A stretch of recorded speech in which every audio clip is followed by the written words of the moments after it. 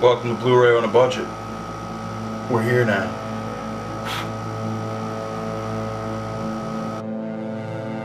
Welcome to Blu-ray on a Budget's first annual Creature Double Feature.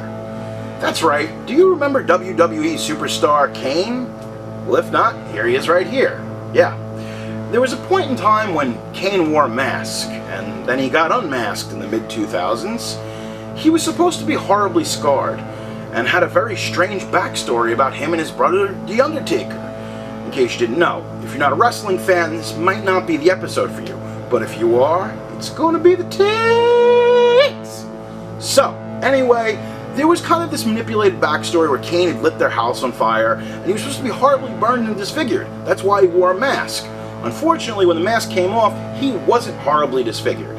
However, WWE Studios had been formed, and they made a film called The Marine with John Cena, and it did pretty well, I guess. But their biggest hit to date, not including The Call or The Signal or whatever the hell that Halle Berry film was, they only co-produced that. We're talking about in-house WWE projects. The highest grossing one was this one right here. This is See No Evil, starring Glenn Jacobs, aka Kane. That's right, Kane got his own horror movie, and a slasher film. I've met Kane. I actually did security for him once, believe it or not, at a comic book signing.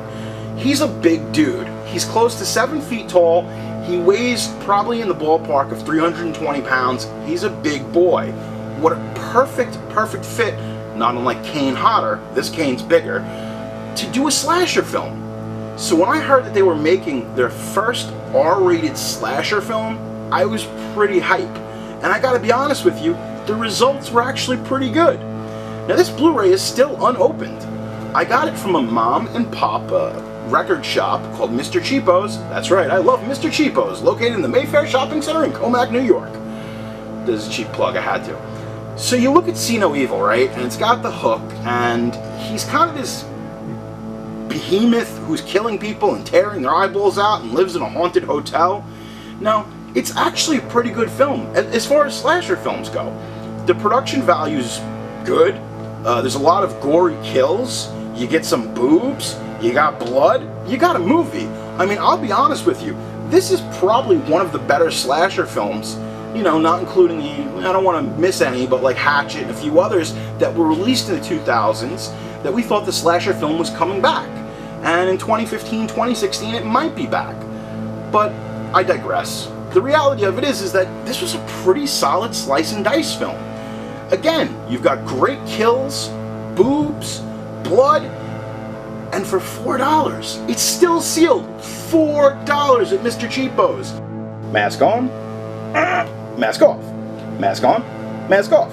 Mask on, mask off. Not a lot of people know this, but CBS had shot a pilot, which was basically a Canadian X-Files ripoff, and even the X-Files was filmed in Canada. In fact, we're going to be being filmed in Canada quite shortly at the rate we're going.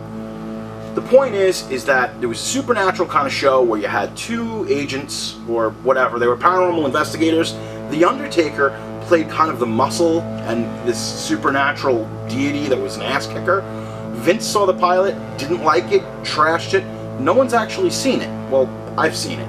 Well, most of it. I saw a work print of it. If you go to horror conventions, you can get it. It's out there. It never actually had an official name because they didn't know what to call it. It was just an untitled kind of horror show pilot when the X-Files was kicking ass. And guess what? The X-Files are back. What the fuck? Look, I'm going to wrap it up real quick with you with this. For $4, this is the deal of the day. Alright? You got boobs. You got blood. You got Kane. And honestly, it was shot by Gregory Dark, who did a lot of music videos for people. But he's most known for doing porn. And that's right, he had a very adept eye for porn. He was shooting all kinds of things. Wow. Anyway, so from shooting porn to Britney Spears videos to directing Kane in his feature debut, See No Evil is a solid film. If you can get it for about under $10, I'd say pick it up on Blu-ray. I'd recommend it. It's solid. Well, it would take 8 years, but Kane would return with a vengeance. And hey, we couldn't be happier. I enjoyed See No Evil. Most people do, if you're a horror fan or a wrestling fan. It made sense. Everything was going for this movie. This is See No Evil 2. directed by the Soska twins, also of Canada. Canada! I love Canada. Anyway, the point is, you got these two hot young directors right off of American Mary, which was pretty much burning up all the horror, the horror film conventions. So now you've got two scream queens. You've got Catherine Isabel and Daniel Harris, both who enjoy anal. I've confirmed this. Double confirmed. Ooh. Anyway, you've got two of the best scream queens in the genre. You've got a crack staff. You've got a great cinematographer. What went wrong? Well, it certainly wasn't his look. They gave him this cool apron. He has this machete kind of thing and this awesome mask. Kane's look was dead solid. I was really excited for this film. But here's the shitty part. Look, I don't even think it's the Soska sisters. I don't even think it's their fault. I think it's that they didn't spend enough money. You could have called this Kane in See No Evil 2 shot in one fucking hallway. Because I swear to God, this movie was shot in one fucking hallway. It's like they had 3 rooms, 3 locations to shoot the whole fucking movie. Now, of course, this might have worked in lower budget films, but for a slasher film, you need more of a budget. Can I also say, the transition from special effects, well, practical special effects, to CGI blood? Are you fucking kidding me? Some of these kills were awful, nonsensical. Look, this movie has some great titties. It's got a couple of good kills, but overall, it just drags because they needed more money. Look, I want to love this film. I try to love this film, but in the end, See No Evil 2 just isn't as good as See No Evil 1. And that's not saying much. Jesus Christ. The facts, the stats, the lowdown. I got this film, are you ready for this? $7.50 at Target on sale. Don't know how, don't know why, I ain't asking any questions. But I did commit to it. I don't bootleg shit, I do not torrent films, and if you respect film and you respect the craft of cinema, you should always buy your movies. But if you're gonna buy them, get them cheap. Save a couple of bucks. You need money. Things cost money. Prophylactics cost money. Jameson costs money. Rolling papers cost money. You need money.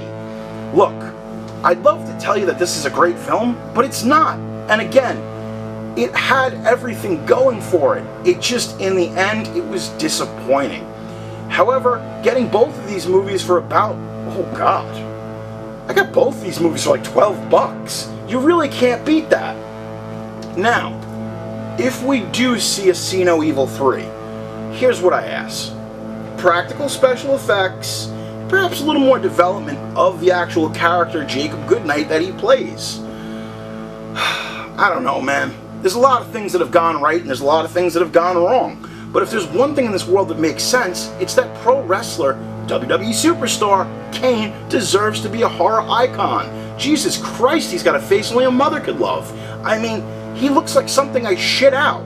He's a wonderful, sweet man, but Jesus Christ, is he hideous. Well, that's it for today. I hope everything's been helpful and you've learned some things and perhaps maybe even shine some light on whether or not Kane should be making horror films. Look, I hope you guys had a great time, and don't forget, like, click, subscribe, follow me at Jerry Horror. I'm on every fucking social media platform. I mean, Christ. And especially Daniel Harris and the lovely Catherine Isabel. Hey, I'd love to follow you guys, but, well, I do it doggy style. Thanks and have a good night.